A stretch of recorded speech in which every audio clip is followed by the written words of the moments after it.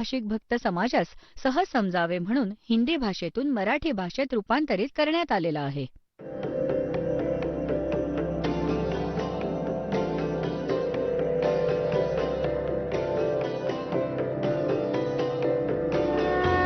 और ज्ञान सब ज्ञानडी कबीर ज्ञान सो ज्ञान और जैसे गोला तोब कायम करता चले मैदान. जगद्गुरु तत्वदर्शी संत रामपालजी महाराजांचे अमृत वचन सर्व पवित्र धर्मांच्या व पवित्र शास्त्रांच्या आधारावर. अशी व्यवस्था अन्य कोणत्याही धर्मात राहिली नाही. जशी शीख धर्मामध्ये गुरु परंपरा होती, पण नंतर ते केवळ गुरु ग्रंथ साहेब यांनाच गुरु मानून आपली अध्यात्म क्रिया करू लागले. परंतु वक्त गुरुचं असणं अनिवार्य आहे. जसे हे पवित्र ग्रंथ गुरु ग्रंथ साहेब, पवित्र श्रीमद भगवत गीता, पवित्र वेद, पवित्र पुराण हे तर एक आदरणीय सद्ग्रंथ आहेत. महापुरुषांची माहिती आहे, भगवंताविषयी लिहिले आहे यात. हे तर असं समजा की आपली औषधांचे पुस्तक आहे. औषधांचं पुस्तक आहे आणि त्याच्या जाणकाराची आवश्यकता आहे जो वैद्य असेल, आणि वैद्य तोच सफल होतो जो औषधाच्या पुस्तकात लिहिलेली सर्व मुळ्यांना एकत्र करून मिळवून समजून औषध बनवतो. त्यामुळे वक्त गुरुची आवश्यकता आहे. तर पुण्यात्म्यांनो, या धारणेच्या अनुसार या आवश्यकतेच्या पूर्तीसाठी हे प्राणी गुरूंकडे जाऊ लागले. आता श्रद्धाळूंना कोणतं ज्ञान नसतं, कारण तो तर जिज्ञासू असतो. जशीही त्याचे गुरु त्याला साधना करायला सांगतात तो समर्पित होतो, तसंच करतो. तर पुण्यात्म्यांनो, सर्व भक्तीही करीत आहेत आणि दुष्कर्मे जशीच्या तशी वाढत आहेत. काम, क्रोध, लोभ, मोह, अहंकार कोणामध्येही कमी नाहीयेत. याचं कारण काय आहे? की पूर्ण संत न मिळाल्याने तर कधीही ही शांती या समाजात, या लोकात नाही मिळू शकत. 600 वर्षांपूर्वी परमात्मा आले होते, स्वतः एका संताची भूमिका करून निघून गेले आणि त्याचबरोबर एका विणकराचं कामही करीत होते, हे प्रमाणित करण्यासाठी की तोच परमात्मा प्राप्तीसाठी. कारण तेव्हा गैरसमज पसरला होता की ब्राह्मण वर्गच भक्तीचा अधिकारी आहे. बाकीच्यांना तर त्यांनी असे बाजूला ठेवले होते की श्राद्ध वगैरे काढण्यासाठी क्रियांमध्ये अडकवले होते, आणि विशेष करून हेच मानले जायचे की ब्राह्मण, ऋषी, महर्षी, घर त्याग करून गेलेली व्यक्तीच परमात्मा प्राप्त करू शकते, किंवा खूप मोठा धनवान शेठ दान करणारा. तर परमात्मा सर्व शंकांचं निवारण करण्यासाठी एका क्षुद्र जातीत राहावं लागलं. त्यावेळी छूत अछूत चरणसीमेवर होते, अत्याधिक छूत अछूत होते. ब्राह्मण लोक शूद्र वर्गाला जवळ सुद्धा येऊ द्यायचे नाहीत, लांबूनच बोलायचे. आणि त्यावेळी परमात्मा एका विणकर जातीमध्ये राहिले.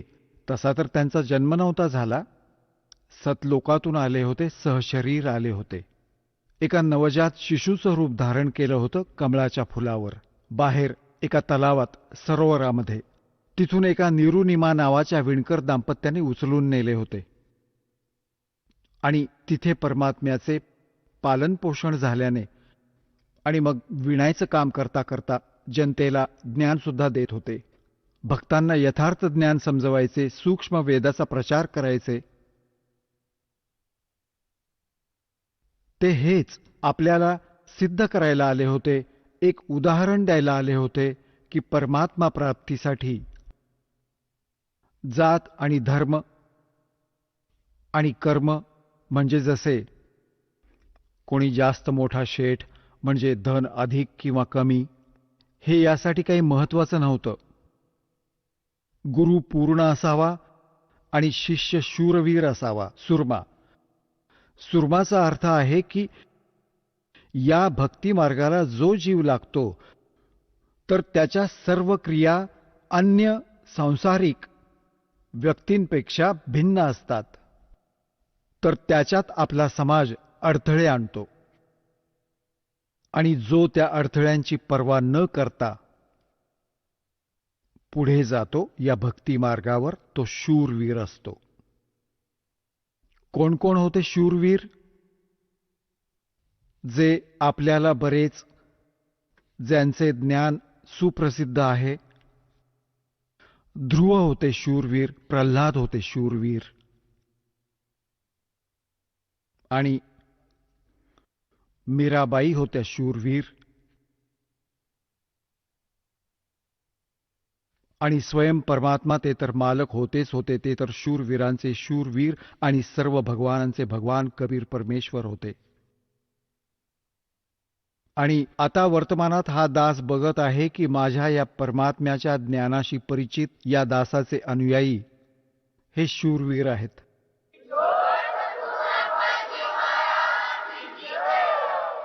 कारण की क्रोधाकांडाच्या दरम्यान या दासाला एवढं बदनाम केलं होतं खोटं, आणि एवढा त्रास दिला गेला परमात्म्याच्या लेकरांना, पण हे शूरवीर होते. ना कोणाशी भांडले ना घाबरले. संतांचा हाच एक नियम असतो, लढायचंही नाही आणि घाबरायचंही नाही, तर परमात्मा साथ देतो. आज आपण सफल झालो. पूर्ण विश्वामध्ये हे ज्ञान पोहोचेल. परमात्म्याची साथ आपल्यासोबत राहिली आणि राहील, कारण हे काम त्याच परमात्म्याने सुरू करवले आहे ना. आमचा हा काही खानदानी पेशा, दादा परदादा आई वडिलांनी कधी हे काम केलेलं नाही.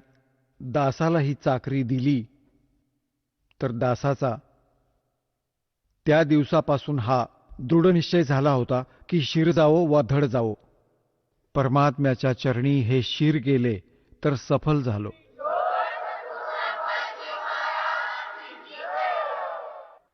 तर पुण्यात्म्यांनो, आपलं सौभाग्य आहे की काळाच्या दूतांनी परमात्म्याच्या या अनमोल धनाला पाताळात डांबलं होतं. म्हणजे असं समजा की कचऱ्याच्या ढिगात खूप खोल दाबून ठेवलं होतं.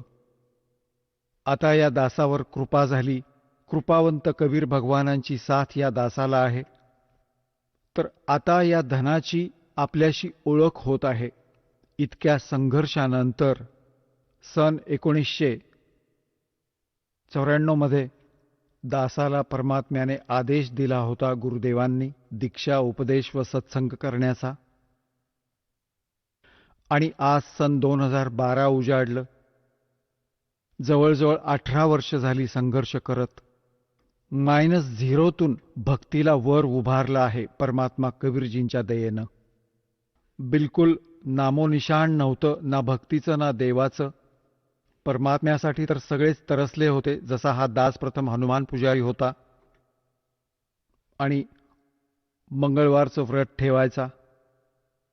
सालासर एक मंदिर आहे हनुमानजींचं, आणि त्यात एक विचित्र मूर्ती ठेवली आहे. हे भगवान, आता हसू येतं स्वतःच्या कर्मावर. काळीशी मूर्ती बनवली कुणीतरी, मग देखादेखी जाऊ लागले. तिथे धक्के खायचो आम्ही. बघा, काळाने असा जुलूम केलाय. तत्वज्ञानाचं तर नामोनिशाण मिटवलं आणि कोरी बकवास समाजात पसरवली या नकली गुरूंच्या द्वारे. तर पुण्यात्म्यांनो, ही कृपा झाली भगवानाची. कुठे तुम्ही बघता 4 विटा लावल्या आहेत, तिथेच कुत्रे मुततात, तिथेच बसतात, आणि तिथे आपण डोकं टेकायला जातो. हात तुमची. तिथे जर पूर्ण दिवस रडून मेलात तरी कोणी विचारणार नाही की का रडतोयस या दगडासमोर. तर यामुळे वक्त गुरूची आवश्यकता असते आणि त्यांच्या ज्ञानाच्या आधारे भक्ती साधना केल्याने कल्याण होते. आता ही किती दुष्कर्मे वाढली, दारू, मांस, तंबाखूची, आणि याला विकास मानतो आपण. ही मोठी मोठी घरे असतील, कार असतील, आणि खोटी स्तुती करतात. आणि मग लग्नाच्या वेळी एक वेगळाच ड्रामा रचतात. पुण्यात्म्यांनो, हे भक्ती मार्गात नाही चालणार. ठीक आहे, संसार भक्ती नाही करत, त्यांनी काहीही करावं. ते तर या विद्यालयाचे ते विद्यार्थीच नाहीयेत. हे विद्यार्थ्यांसाठी लागू आहे की ना विडी ओढावी, ना तंबाखू खावी कोणत्याही प्रकारे, ना मांस खावे, आणि ना दारूचा उपयोग करावा, आणि नाही ड्रामेबाजी करावी, ना जन्मदिन मनवावा, ना असा विवाहासाठी वायफळ खर्च करावा. सिंपल विवाह करा बाळांनो, आणि भक्त बनून पहा किती आनंद मिळतो. बघा, लोकांनी दिखावा ड्रामा किती करावा याला अंत नाही.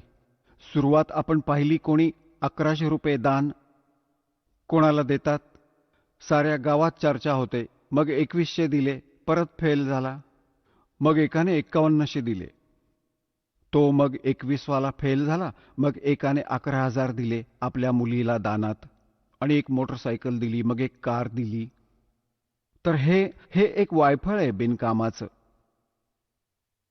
मुलांना परमात्म्याशी जोडावं, परमात्म्याचं नाव घेऊन, आणि हा राम नामाचा हुंडा मुलीला द्या, तो सदा साथ देईल. एक वेळा आपण देऊ सुद्धा मुलीला, काय किती दिवस त्यातून ती गुजराण करू शकते. आणि मग गरीबा घरची मुलगी श्रीमंताच्या मुलीला बघून हिरमुसून जाते. तिला न जाणो किती दुःख होत असेल. तर अशा प्रकारच्या वायफळ गोष्टी आपल्याला समाजातून संपवाव्या लागतील. खास करून भक्त समाजाला तर यामध्ये अग्रेसर राहावेच लागेल. ह्या दासाच्या संघर्षात आपल्याला सहयोग द्यावा लागेल. हे पूर्ण चुकीचं आहे, भक्तिबाधक आहे. ज्याला 2-3 मुली होतात, झोप उडून जाते त्या आईवडिलांची, आणि मुलगी याच कारणामुळे आपल्यासाठी ओझं बनली. एक गायीसारखा आत्मा असतो मुलीचा. आम्ही खूप पाहिलंय. मुलगा आणि मुलगी भाकर खातायत. मातापितांपैकी कोणी म्हणतात मुलाला, एक ते काम कर, तसंही म्हणतात एक काम कर, हे म्हणतात बाळा तू का नाही करत. आणि मुलगी भाकर खात असेल तर खाणं सोडून तशीच उठून निघेल आणि ते काम करून येईल. आता आपण तिला ओझं का बनवलं? आपल्या ड्रामेबाजीमुळे, आपल्या वायफळ गोष्टींमुळे, हुंड्याच्या कारणाने. तर अशा प्रकारे प्रत्येक प्रकारच्या वाईट चालीरीती आपल्या समाजात घर करून आहेत. याबद्दलही आपण खूप गंभीरपणे विचार करून एक मर्यादा आखावी. हा उद्देश असा नाही की मी म्हटलं आणि तुम्ही सुरू केलं, नाही. हे नियम नका समजू, ही आवश्यकता समजा. या भक्ती मार्गात बाधक समजा या नियमांना तोडणं. तर अशा प्रकारे आपल्याला भक्ती आपली वाढवावी लागेल अजून. आता पुण्यात्म्यांनो, आपल्याला परमात्मा प्राप्तीसाठी जो काही आदेश असतो गुरुजींचा, तो पाळलाच पाहिजे. कारण गुरुदेवांना माहीत असतं की ते मास्टर असतात या मार्गाचे. आणि विद्यार्थी, आणि जसा डॉक्टरकडे जातो रोगी, जर योग्य डॉक्टर असेल तर तो काटेकोरपणे सल्ला देईल आणि योग्य औषधं देईल तो, आणि ज्या काही मर्यादा म्हणजे पथ्य सांगेल, तर त्या रोग्याला आजीवन करावं लागतं, तेव्हा तो सफल होतो रोग नष्ट करण्यात. तर आपल्याला जन्ममृत्यूचा दीर्घ रोग जडला आहे. याचा नाश ह्या दासाने सांगितलेल्या मार्गाने होईल. दास तोच मार्ग सांगेल जो परमात्म्याने स्वतः येऊन सांगितला होता. हा गॉड गिव्हन आहे, हा कुठला लोकवेद नाहीये, कुठल्या साधारण व्यक्तीने सांगितलेलं ज्ञान नाही. आणि हेच प्रमाण आपल्या सद्ग्रंथांमध्ये आहे, ज्या सद्ग्रंथांना आपण शिरोधार्य मानत आलोय. तर मग भक्तीमध्ये उशीर नाही होणार, आपल्याला विश्वास ठेवायला वेळ लागतोय. आणि हा दास जी भक्ती सांगतोय ती योग्य आहे, श्रेष्ठ आहे, शास्त्र अनुकूल आहे, हे प्रमाणित करण्यासाठी की ही भक्ती योग्य आहे. आणि परमेश्वर परमपूज्य कबीरजी आहेत, जे विणकर रूपात, धानक रूपात बनारसला आले होते. हे प्रमाणित करण्यासाठी आपल्याला ढीगभर पुरावे द्यावे लागतात.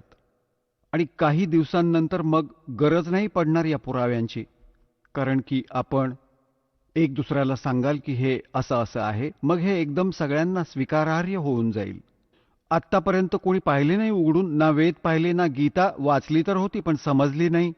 गीताजीत काय लिहिलं आहे, पुराणांमध्ये काय लिहिलं आहे वाचत होतो पण समजत नव्हतो. आता आपण समजायला लागलो आहोत आणि अजून खूप पाहू आणि मग दृढ होऊन म्हणू की खरंच कबीर इज गॉड, कबीर परमात्मा आहेत आणि हीच भक्ती योग्य आहे, हाच मंत्र श्रेष्ठ आहे, बाकी सगळं बकवास आहे.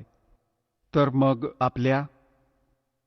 आपल्याकडून ऐकून अन्य व्यक्ती देखील या गोष्टींवर विचार करतील आणि कोणी प्रमाणित करू इच्छित असतील तर सद्ग्रंथ आपल्या जवळ आहेत, आपण स्वतः सुद्धा विश्वास दृढ कराल. तर अशा प्रकारे या पूर्ण विश्वात मालकांचा आदेश आहे, त्यांची निर्धारित वेळ आहे की आता या सगळ्या काळात पूर्ण विश्वात एकच भगवान असतील, एकच ज्ञान असेल आणि भक्तिविधी त्या भगवानाची एक आहेच, वेगळी होऊच शकत नाही. जसं आंब्याच्या झाडाचं रोप लावण्यासाठी आंब्याच्याच बीजाचा उपयोग करावा लागेल, दुसरं कुठलं आंब्याचं बीज होऊच शकत नाही. तर परमात्मा प्राप्तीसाठी जो मंत्र आहे त्याच्या व्यतिरिक्त दुसरी कुठली साधनच नाही. बाकी तर बाभळीची बीजे वेगळी आहेत, अन्य साधना ज्या सिद्धी प्राप्त करण्यासाठी आहेत ती वेगळी गोष्ट आहे, त्याची आपल्याला गरज नाही. तर पुण्यात्म्यांनो, सर्वात आधी आपल्याला गुरुची आवश्यकता असते. गुरु बिन माला फेरते, गुरु बिन देते दान, गुरु बिन दोनों निष्फल हैं, चाहे पूछो वेद पुराण। गुरु बड़े गोविंद से मन में देख विचार, हरि सुमरे वो रह गए, गुरु सुमरे होए पार। गुरु बड़े गोविंद से मन में देख विचार। तर परमात्मा म्हणतात, गुरु गोविंद दोनों खड़े, काके लागू पाए, बलिहारी गुरु अपना, जिन गोविंद दियो मिलोय। सात द्वीप नौ खंड में गुरु से बड़ा ना कोई, करता करे न कर सके, गुरु करे सो होवे। सतगुरु के उपदेश का लाया एक विचार, जय सतगुरु मिलते नहीं, जाते नरक द्वार। नरक द्वार में दूत सब करते खेचा तान, उनसे कभू ना छूटते, फिर फिरते चारों खानी। चार खानी में भरमते, कबहू ना लगते पार, सो फेरा सब मिट गया, मेरे सतगुरु के उपकार। सात समुद्र की मसी करूं, लेखनी करूं बन राय, धरती का कागज करूं, गुरु गुण लिख्यो न जाय।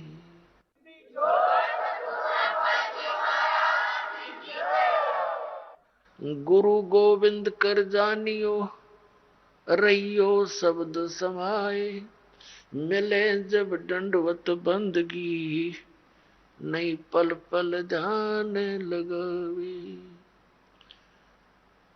गुरु मानुष कर जानते, ते नर कहिए अंध, ओवे दुखी संसार में, आग काल के फंदे। गुरु को मानुष जो गिने, और करे चरणामृत को पान, ते नर नरक में जाएंगे, युग युग होवे समान। पुण्यात्म्यांनो, परमात्म्याने गुरुजींच्या वर गुरूंचा महिमा आणि गुरूंचं महत्त्व किती गहिऱ्या शब्दात समजावण्याचा प्रयत्न केलाय.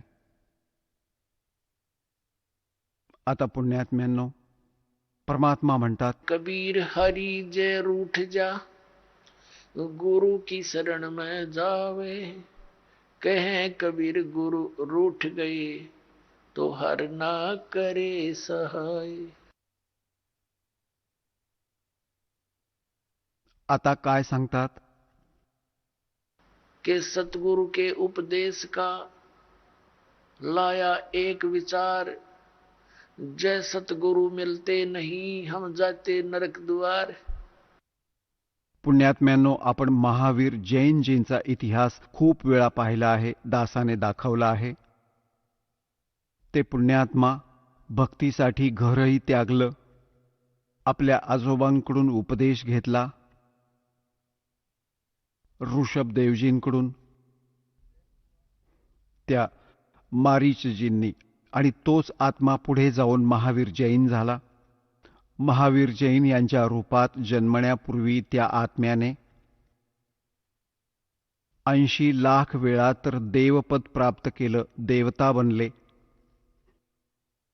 आणि बाकी 60 करोड वेळा गाढवाच्या योनीत, 30 करोड वेळा कुत्रा, 20 करोड वेळा मांजर, 10 माहिती नाही किती वेळा हत्ती, नपुसक, शिकारी होते.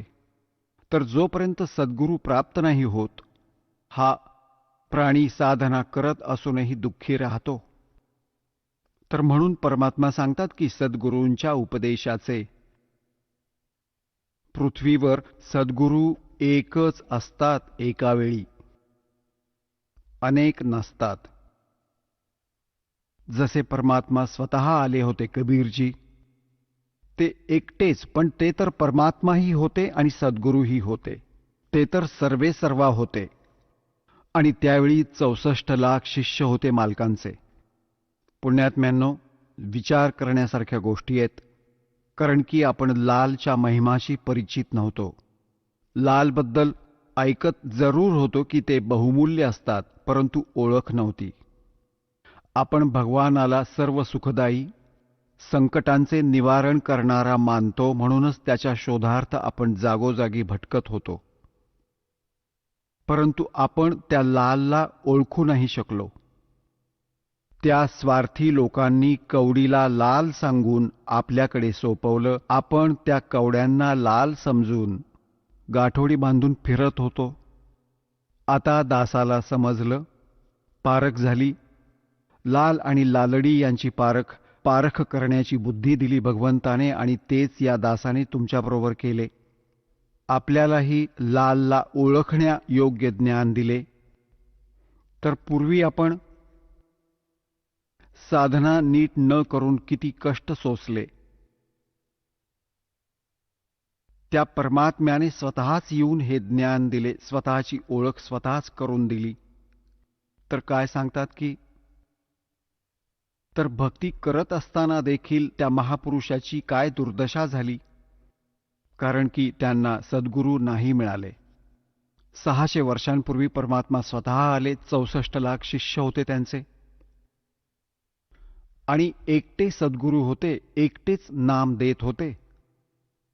आणि पुण्यात्म्यांनो, तेव्हा ना कुठला मीडिया होता, ना कोणी पुस्तकांचं लेखन करून कुठे पाठवू शकत होते. आदरणीय धरमदास साहेबजींनी कबीर साहेबांची वाणी लिपिबद्ध करून ठेवली होती, परंतु ती सतत एवढी हाताने लिहायला तर 10 वर्ष तर लागतील त्याला. तर असंही आजकाल जसं परमात्म्याने दया केली आहे, अक्षरज्ञान दिलं, पेपर दिला, त्यावर पुस्तकात परमात्म्याचा महिमा लिहून आम्ही तुम्हाला पाठवला पुस्तकांच्या रूपात. मग ही इलेक्ट्रॉनिक सिस्टीम परमात्म्याने दिली, सीडीची ही बनवून दिली, चिप दिली गेली, परमात्म्याने दिलेली ही गॉड गिव्हन इन्स्ट्रुमेंट्स आहेत. हे मनुष्याच्या स्तरावर बनवलेले नाही आहेत, हे विसरा तुम्ही. हा मनुष्य 4 युगांमध्ये हाच होता. एका गाडीला 6 खेचरं जोडून रथ बनवून खेचत फरफटत न्यायचे.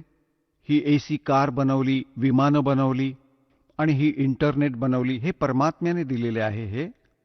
आणि या काळाने याचा दुरुपयोग सुरू केला. यात चित्रपट पाहू लागले, नाचू गाऊ लागले, समाज बिघडवून ठेवला. पण आता सुधरेल. इथे कोणताही पदार्थ असतो त्यात गुण आणि अवगुण दोन्ही असतात. परंतु आपण अवगुणांना त्यागून गुण ग्रहण करू, आपल्याला ज्ञान मिळेल. तर मतितार्थ असा आहे की 64 लाख शिष्य असणं त्यावेळी एका धानकाचे, विणकराचे, हा काही लहान मुलांचा खेळ नाहीये.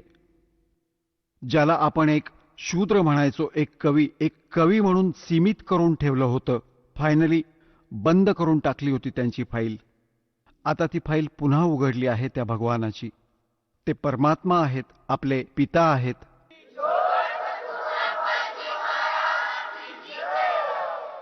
तर सद्गुरू एकच असतो. तर ते परमात्मा स्वतः सद्गुरूही होते आणि ते परमेश्वरही आहेत. सद्गुरूंची भूमिकाही त्यांनी केली आणि जगद्गुरूही तेच आहेत. आणि मग त्यांचा कृपापात्र त्यांच्याच ज्ञानाने युक्त त्यांच्या आदेशानुसार मग सद्गुरू तेच पाठवतात. तर त्या परमात्म्याने स्वतः म्हटलं आहे की गरीबदासजींच्या पंथात 12व्या पंथात पुढे जाऊन मी स्वतः येईन आणि धर्मदास या साऱ्या अज्ञानाला दूर करेल. आता परमात्म्याने शक्य आहे की या दासाला त्या योग्य समजले असेल तर आपल्या कुत्र्याला सोडून दिलं भुंकण्यासाठी, आपल्या मुलांना मालकाला जागवण्यासाठी. तर हे परमात्म्याने केलेलं कार्य आहे. हे सर्वसाधारण समजू नका बाळांनो, आणि याचा लाभ घ्या. आपणही घ्या, इतरांनाही जागवा जे गाढ झोपेत पडून आहेत आणि काळाच्या दूतात अडकून फसलेत. प्रेमाने, कारण की काळाने सांगितलं होतं की अशा विरुद्ध रंगात रंगवीन. जेव्हा तुमचा मोक्ष समय येईल कलियुगात, त्याच्या आधी सर्व नकली पंथ चालवीन तुझ्या नावाने, कबीर नावाने, आणि सतलोक सचखंडाच्या नावाने, आणि त्यांच्यात एवढं अज्ञान भरेन, तुझा संदेश वाहक जेव्हा येईल तोपर्यंत तर ते वकील झाले असतील त्या अज्ञानाचे आणि कधीच नाही मांडणार. परमात्म्याने म्हटलं होतं की मला मनवता येतं, त्यावेळी शिक्षित करेन. परमात्म्याने म्हटलं होतं त्यावेळी विचार केला, सांगितलं होतं धर्मदासजींना की आता तू शांत राहा, याबद्दल बोलू नकोस. सगळ्यांना शिक्षित केलं या दात्याने. हे इंटरनेट प्रोजेक्टर बनवले, लांब बसून तुम्ही पाहू शकता काय बोलत आहेत, काय लिहिलं आहे सद्ग्रंथांमध्ये, सामूहिकपणे सीडीच्या माध्यमातून, टीव्हीच्या माध्यमातून. तर हे परमात्म्याने केलेले कार्य आहे. आणि पूर्वी परमात्मा स्वतः एका दिवसात हजार हजार जागी प्रकट व्हायचे. ते तर भगवान आहेत, ते तर पाहिजे ते करू शकतात. तर अशा प्रकारे परमात्म्याने आम्हाला जागवले, सतज्ञान दिले. तेच दिलेले ज्ञान दास आज तुमच्या समोर मांडत आहे. तर प्रसंग चालला आहे के सतगुरु के उपदेश का लाया एक विचार, जय सतगुरु मिलते नहीं हम जाते नरक द्वार. पुण्यात्म्यांनो, या वचनांना खूप खोलात जाऊन ऐका. त्यांना हृदयापर्यंत जाऊ द्या कानांच्या माध्यमातून. जोपर्यंत मूल औषध आत जाऊ देणार नाही ते परिणाम कसं करेल. ओठांवरच ठेवतो आणि थुंकून टाकतो, ऐकत नाही. तर याला तुम्ही खूप खोलात जाऊन सत्संगाच्या वेळी तर तुम्ही खूप एकाग्र चित्ताने राहत जा आणि परमात्म्याच्या या वचनांवर खोलात जाऊन विचार करा. आता काय सांगितलं भगवानांनी की जय सतगुरु मिलते नहीं जाते नरक द्वार. सतगुरु के उपदेश का लाया एक विचार, और जय सतगुरु मिलते नहीं हम जाते नरक द्वार. नरक द्वार में दूत सब फिर करते खेचा ताण, उनसे कबू ना छूटते फिर फरते चारों खान. पुण्यात्म्यानो, जेव्हा हा भक्तिहीन प्राणी इथून जातो तेव्हा यमदूत त्याला पकडून घेऊन जातात, धर्मराजाच्या समोर उभं करतात, न्यायाधीशाच्या समोर. तिथे तो हे नाही म्हणू शकत की मी असं नाही केलं, मी तसं नाही केलं. तिथे खोटं नाही चालत. तिथे तर तुमची फिल्म स्टार्ट होऊन जाईल, सीडी ऑन होऊन जाईल तुमच्या समोर. कारण की जी कर्म आपण करतो, विचार सुद्धा करतो, त्याचीही एक फोटोकॉपी भगवंताच्या दरबारी जाते आणि तिथे जाताच तिला ऑन केलं जातं. आता जसे आपण भक्तांना, भावा बहिणींना म्हणता, नातेवाईकांना किंवा कोणी मित्र शेजारपाजारचे भेटतात त्यांनाही समजावता, भक्ती करा, परमात्म्याचं नाव घ्या. पण आत्ता तर त्यांच्याकडे वेळ नाहीये, कारण की त्यांना ज्ञान नाहीये. तर जेव्हा तो तिथे दरबारात उभा राहील तर तो एक क्षणच लावेल भगवंतासमोर. एक कारण शोधतो की परमात्मा मला तर समजलंच नाही. आम्हाला तर एवढंच ज्ञान झालं होतं की आपलं काम करावं, मुलांचं पालनपोषण करावं. तर त्यावेळी परमात्मा ती सीडी सुरू करतील. कोणी भक्त त्याला म्हणत असेल की चला जाऊया सत्संगाला, आणि तो वायफळ बोलत असेल, नकार देत असेल, 100 कारणं सांगत असेल, तेव्हा तो परमात्मा म्हणेल की बघ, या भक्ताने, या बहिणीने, या मुलीने तुला काय म्हटले होते, आणि तू खोटं बोलतोस की मला समजलंच नाही. तेव्हा हा काय म्हणतो, भगवान चूक झाली, क्षमा करा. परमात्मा म्हणतात की ही चूक मान्य करण्याचा आता काही उपयोग नाही, आता तर नरकात जावंच लागेल. आणि परत कधी तुला मानव शरीर मिळालं तर तेव्हा ट्राय कर. तर पुण्यात्म्यांनो, या धर्मराजाच्या दरबारात जो प्राणी जातो त्याच्यानंतर याला नरकात टाकलं जातं. आणि तिथे तर लाखोंच्या संख्येने, हजारोंच्या संख्येने पशूंप्रमाणे चारी बाजूंनी यमाचे दूत, असं समजा, हातांमध्ये भाले. कारण ते शरीर असं असतं, त्यात पीडा खूप असते आणि त्यात मरत नाही प्राणी, पीडा खूप होते. तर त्यात सरळ भाले खूप असतात, डोळ्यांमध्ये मारतात, घुसवतात ते सरळ, आणि जेवढ्या हाताला येतील तेवढ्या काठ्यांचे फटके मारतात आणि त्यांना जबरदस्तीने नरकात ढकलून देतात. धक्के मारून मारून ते उठले तर परत काठ्या मारतात, आणि जसं पशूंना कोंडवाड्यात डांबतात असं डांबून मारलं जातं. तर इथे काय सांगतात पुण्यात्म्यांनो, आपण भक्तीपासून खूप दूर राहिलात, अध्यात्मज्ञान आसपास सुद्धा नाही राहिलं, आपल्याला भीतीच नाही राहिली या गोष्टी. या गोष्टींना आपण चित्रविचित्र मानतो. या अज्ञानी लोकांचं ज्ञान ऐकून ऐकून, अज्ञानींचं, की भगवान कोठे, नरक कोठेच नाहीये, हाच स्वर्ग आहे, हाच नरक आहे. अरे एवढे मोठे मोठे ग्रंथ लिहिलेत महापुरुषांनी, ते डोळ्यांनी बघून तुम्हाला सांगतोय. त्यांना आपण आपल्या विचारांमुळे खोटं कसं ठरवायचं ते तर करतच आलो आहोत आपण, पण आपण म्हणालो म्हणून सत्य पुसलं नाही जात. तर परमात्मा म्हणतात की नरक द्वार में जेव्हा नरकात पाठवले जाल, दूत सब और करते खेचा ताण. दे दांडू, मार काठी, आत ढकलून देतात.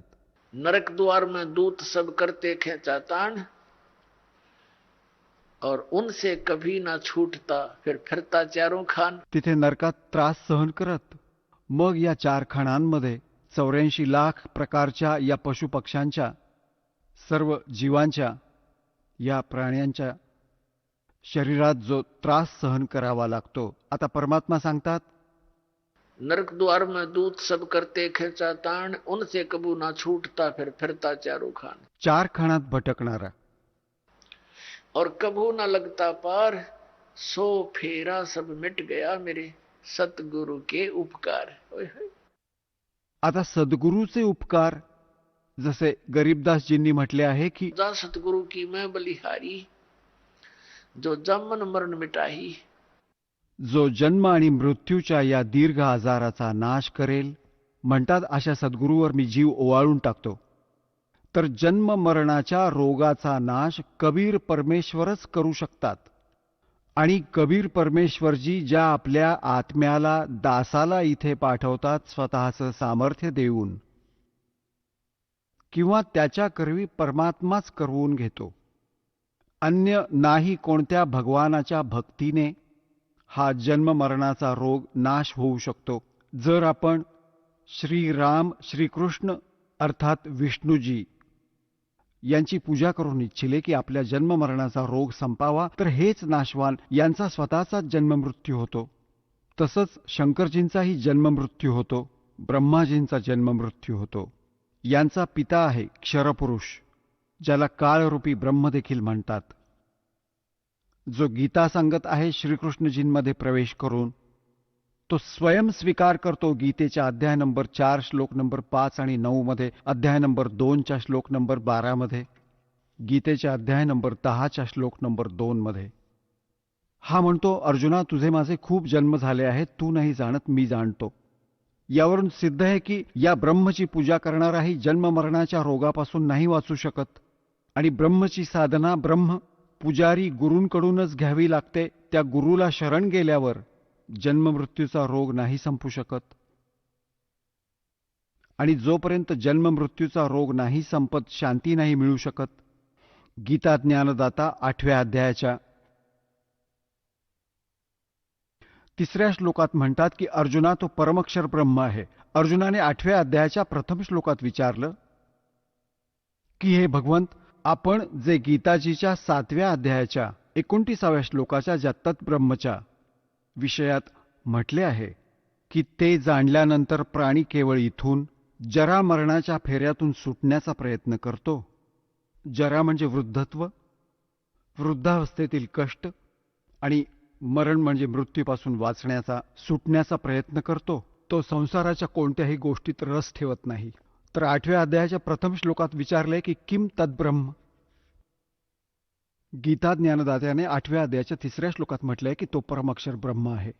मग 8व्या अध्यायाच्या 5व्या आणि 7व्या श्लोकात तर स्वतःबद्दल सांगितले आहे. गीता ज्ञानदाता की अर्जुन, तू माझ्यात मताप्रमाणे राहा, माझ्यावर आश्रित हो, माझी भक्ती कर आणि युद्धही कर, तर मलाच प्राप्त होशील.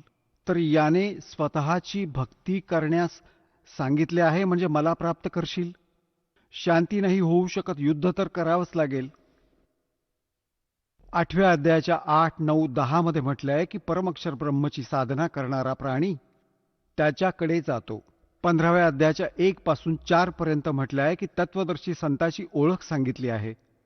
आणि त्यानंतर तो तत्वदर्शी संत मिळेल, सद्गुरू मिळेल, आणि मग परमेश्वराच्या त्या परमपदाचा शोध घेतला पाहिजे, जिथे गेल्यानंतर साधक परतून कधीच परत या संसारात येत नाहीत. 18व्या अध्यायाच्या 62व्या आणि 66व्या श्लोकात म्हटलंय की अर्जुन, तू सर्व भावाने त्या परमेश्वराला शरण जा, त्या परमक्षर ब्रह्मला शरण जा.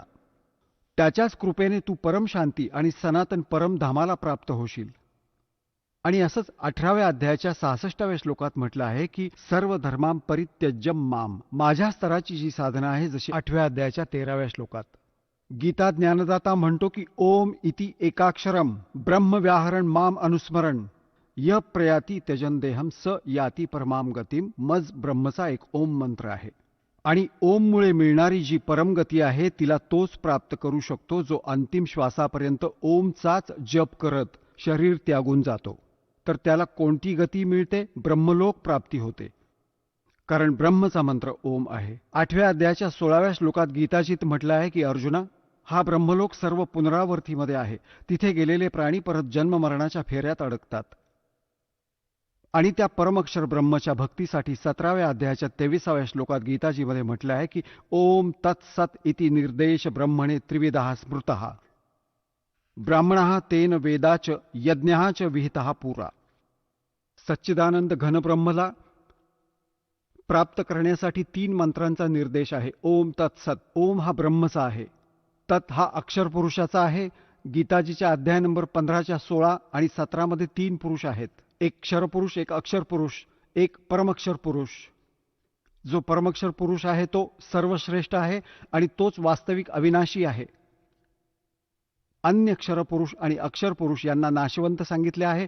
त्यांच्या लोकात जेवढे प्राणी आहेत तेही नाशवंत आहेत, तर त्यांच्या भक्तीने तर मोक्ष मिळूच नाही शकत. आता श्रीमद भगवत गीता अध्याय नंबर 17च्या श्लोक नंबर 23 मध्ये ओम तर ब्रह्मचा जप आहे क्षरपुरुषाचा, आणि तत् हा सांकेतिक आहे अक्षर पुरुषाचा, आणि जो सत शब्द आहे तो पण सांकेतिक आहे. याला सार नाम देखील म्हणतात, याला आदी नाम देखील म्हणतात. तो आहे परमक्षर ब्रह्मचा. तर या 3ही अक्षरांच्या मजदुरीने, या 3ही मंत्रांच्या साधनेने आपण भगवान प्राप्त करू शकतो. तो मोक्ष स्थळ प्राप्त करू शकतो, ते सुख प्राप्त करू शकतो, ज्याबद्दल वर्णन केले गेले आहे. आता जसा आपण हँडपंप लावून घेतो, तर हँडपंपसाठी आपण हँडल मारतो. तर हा खटका आणि हँडपंप हे आपले उपास्य नाही आहेत, परंतु या कृतीशिवाय ती उपास्य वस्तू नाही मिळू शकत, वांछित वस्तू नाही मिळू शकत, पाणी नाही मिळू शकत. तर ही पूजा नाही करतो आपण तर ते साधन मिळवलं आहे ज्यातून ते पाणी मिळेल. तर हा जो मंत्र आहे ओमचा आणि दुसरे दोन सांकेतिक आहेत, ही काही आपण पूजा नाही करत आहोत. आपण आपल्याला इच्छित गोष्ट मिळवण्यासाठी ते साधन मिळवले आहे. ही साधना आहे. तर ही साधना आहे त्या परमअक्षर ब्रह्मच्या प्राप्तीसाठी. जसा सतनामाचा 2 अक्षराचा मंत्र आहे, एक ओम आणि एक तत्. जसे आदरणीय नानक साहेबांची जन्मसाखी मध्ये आज समुद्राच्या साखीत, हे प्रमाण आहे त्या 2 अक्षरी मंत्रांचं. दास आता बोलून नाही सांगणार. तर या दोन्ही मंत्रांचा जप केला जातो श्वास उच्छ्वासाने. जसं आपल्याला पाणी काढायचं आहे, पाणी, तर त्यासाठी हँडपंप लावणार, तर आधी कुदळ मारणार, माती बाहेर फेकणार, कुदळ मारणार, माती बाहेर काढून मग बाहेर काढणार आणि पाईप खाली सोडून देऊ. हे काम आहे समजा सतनामाचं. 2 अक्षरांचा उच्चार होईल श्वास उच्छ्वासाने. आता हे सतनाम या उच्चाराने आपलं काम केलं, पाण्यापर्यंत पोचवलं, पण बाहेर पाणी नाही प्राप्त झालं. त्यासाठी अजून एक आयटम लावावा लागतो, हँडपंप. वरती मशीन म्हणतात त्याला. आणि मग त्याची पूजा करायची आहे. त्यालाही असंच हलवायचं आहे, प्रॅक्टिस करायची आहे, तेव्हा मग ते पाणी येतं. तर असंही केवळ सतनाम प्राप्तीनेही मोक्ष नाही. सारनाम नाही मिळालं, ते पाणी नाही मिळत ना. सारनाम समजा ते हँडपंपचं वरचं मशीन आहे. तर ही मशीन त्याच वेळी लावली तर यश देईल जेव्हा तो पाईप पूर्ण पाण्यापर्यंत पोचलेला असेल. मध्येच जर कोणी म्हटलं हँडपंप लावा, मशीन फिट करा, तर मिस्त्री ते कधीच करणार नाही. तर हा दास तुम्हाला ही सर्व व्यवस्था सांगतो आहे, तर आपण करायची आहे, मजुरी करायची आहे. आणि जेव्हा सारनामाची वेळ येईल, आपला पाईप पोचलेला असेल, पाणी असेल आसपास, तर हँडपंप म्हणजे सारनाम आपल्याला दिलं जाईल.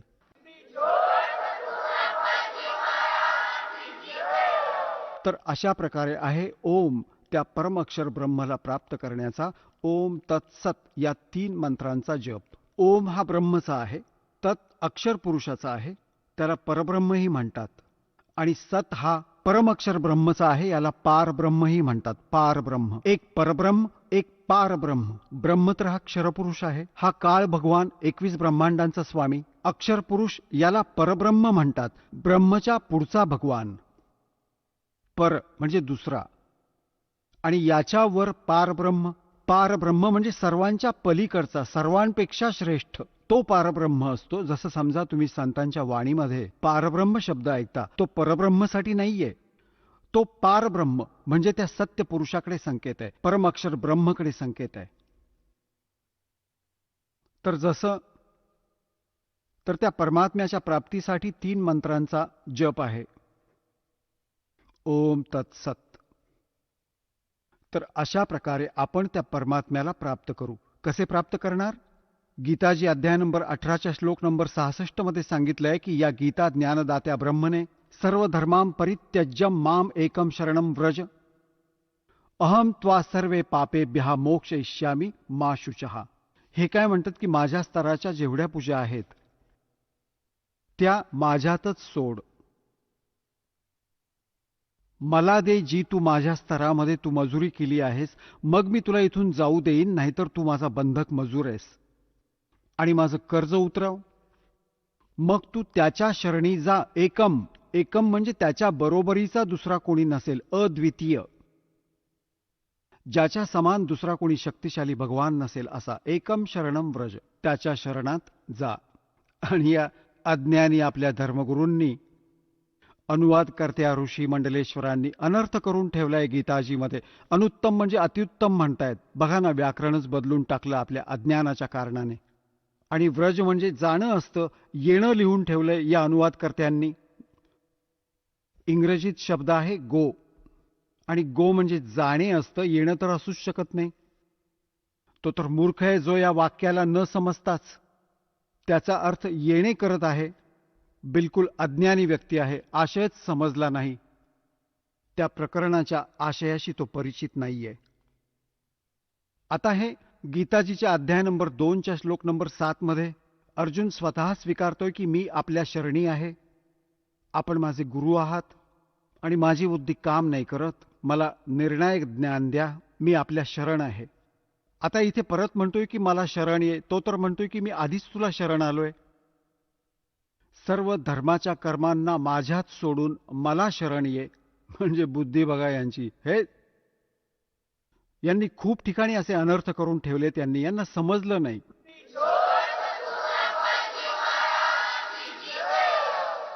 तर हा ओम नामाचा जप यांना देऊया काळाला.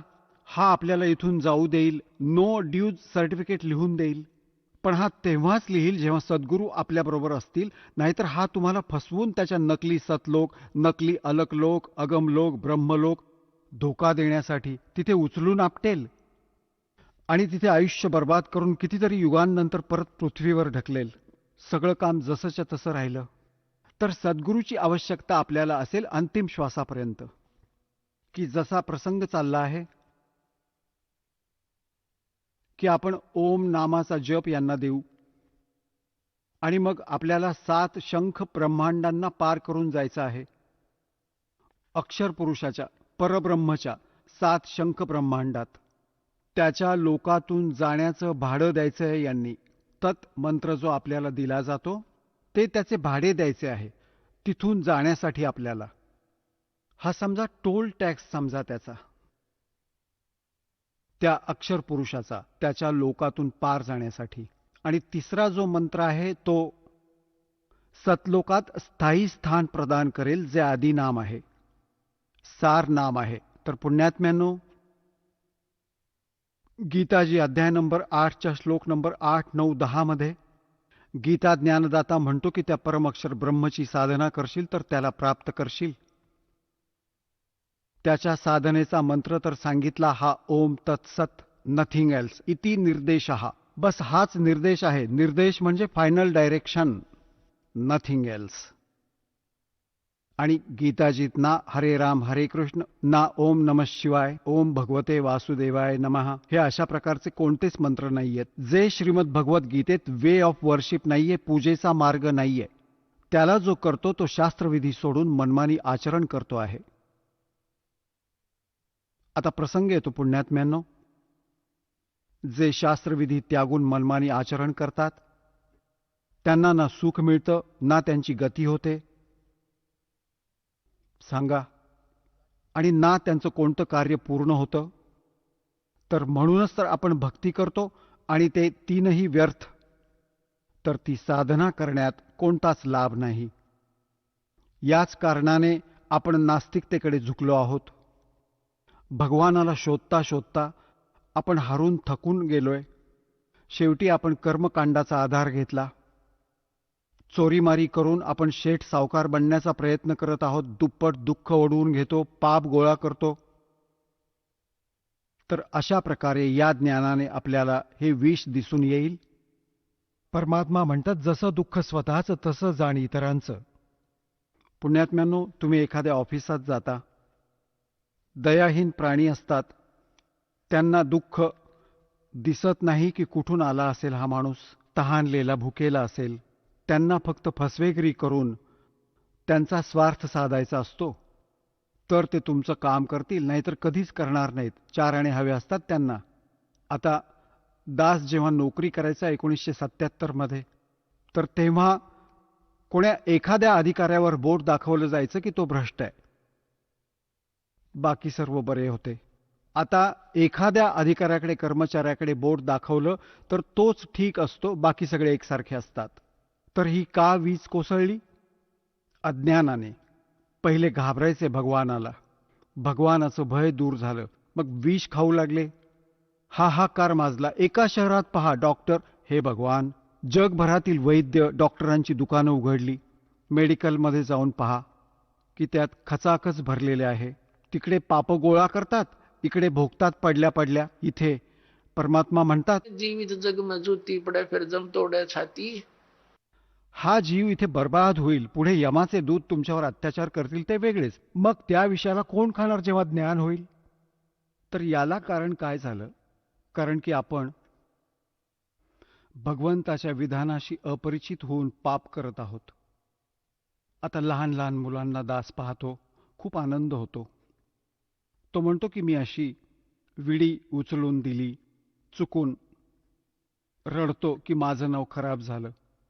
तर पुण्यात्म्यांनो, असा समाज तयार होईल तर मुलं वाईटपणा करतील.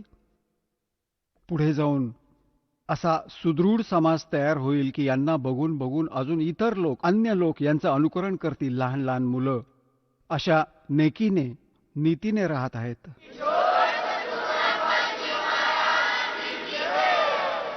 चला आता आपण त्या श्रद्धाळूंचे अनुभव जाणून घेऊयात ज्यांनी जगद्गुरू तत्वदर्शी संत रामपालजी महाराजांकडून दीक्षा प्राप्त केलेली आहे, तसेच त्यांच्याद्वारा सांगितलेल्या भक्ती मार्गावर चालत आहेत.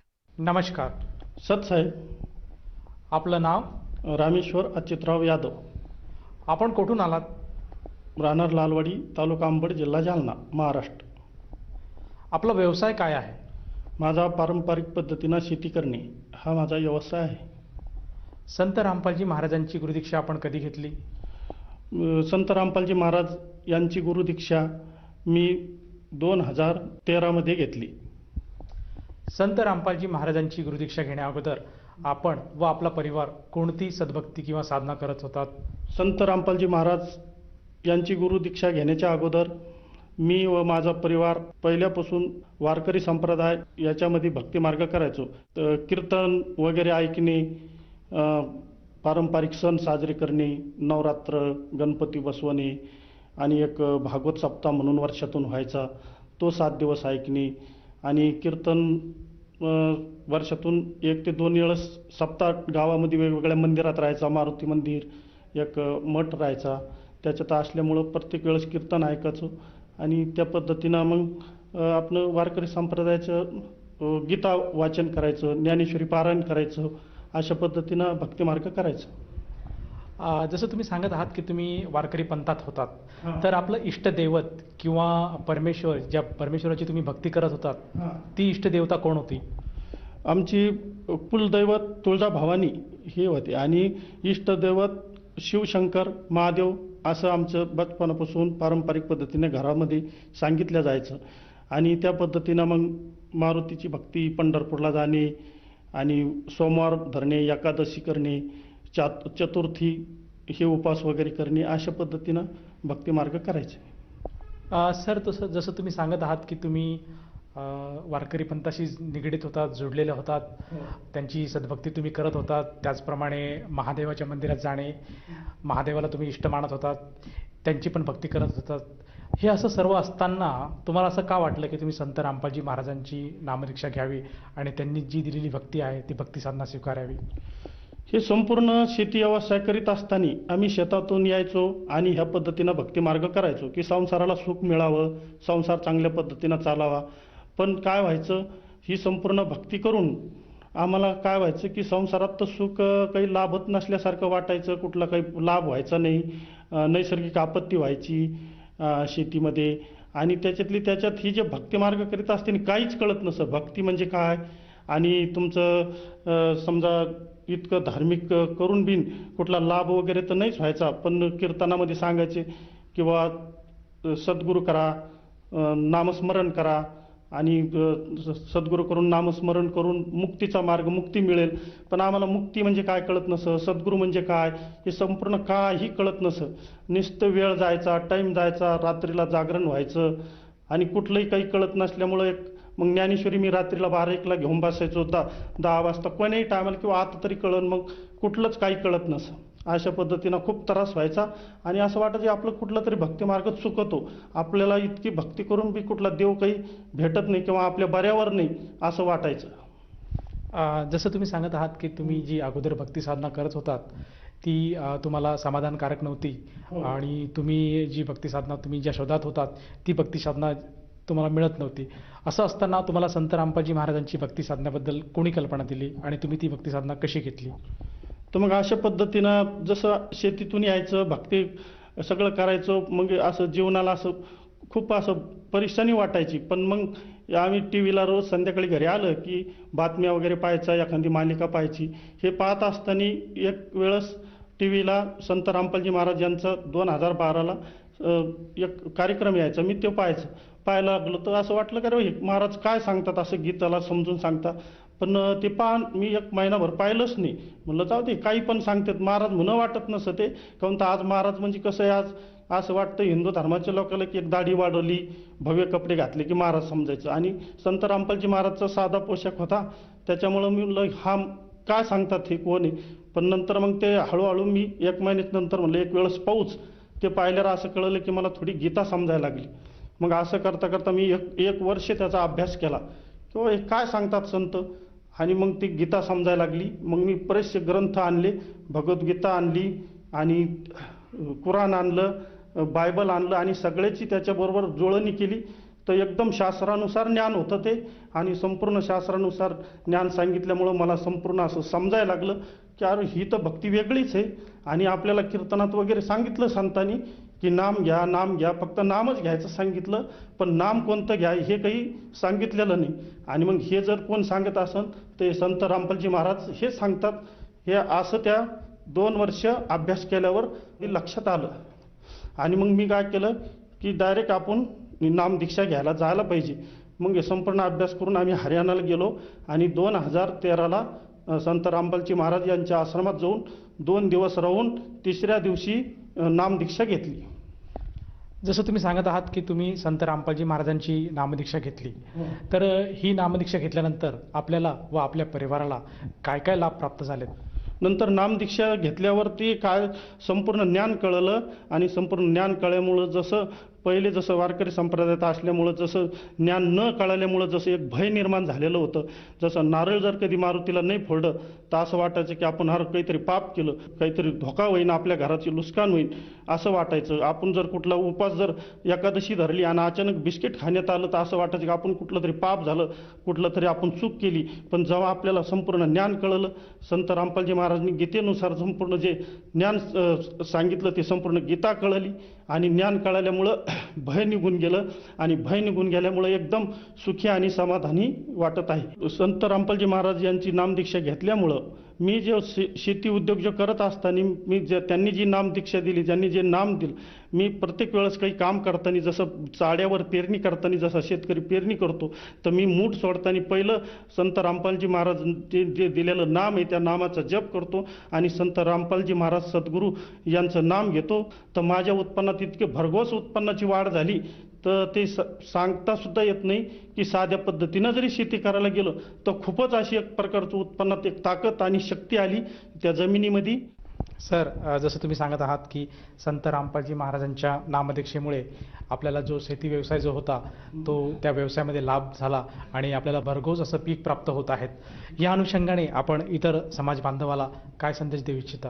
आज असं सत्य ज्ञान देणारा संत कोणीच नाही, फक्त संत रामपालजी महाराजच आहे. आणि त्यांच्या ज्ञानामुळं संपूर्ण भगवद्गीता कळती, ज्ञानेश्वरी कळती, गाथा कळतो, नसता काही कळत नाही. फक्त गीता म्हणून एकच नाव कळतं आणि ज्ञानेश्वरी म्हणून एवढा शब्द कळतो. पण संत रामपालजी महाराज यांची दीक्षा घेतल्यामुळं संपूर्ण हिंदू धर्माचा वारकरी संप्रदायाचं ज्ञान कळतं आणि कसं वागावं, कसं राहावं आणि आपल्याला मुक्ती कशी मिळेल हे संपूर्ण नाम घेतल्यावरच कळतं. त्याच्यामुळं लवकरात लवकर संपूर्ण जनतेने सद्गुरू रामपालजी महाराज यांचं नामदीक्षा घेऊन लवकर आपल्या स्वतःचं कल्याण करून घ्यावे.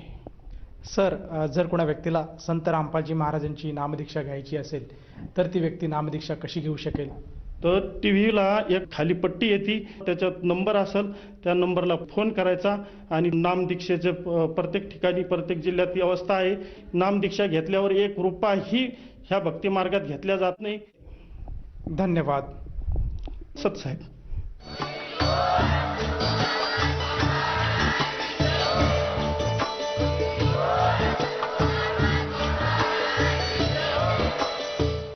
आपण ऐकत होता जगद्गुरु तत्वदर्शी संत रामपालजी महाराजांचे मंगल प्रवचन.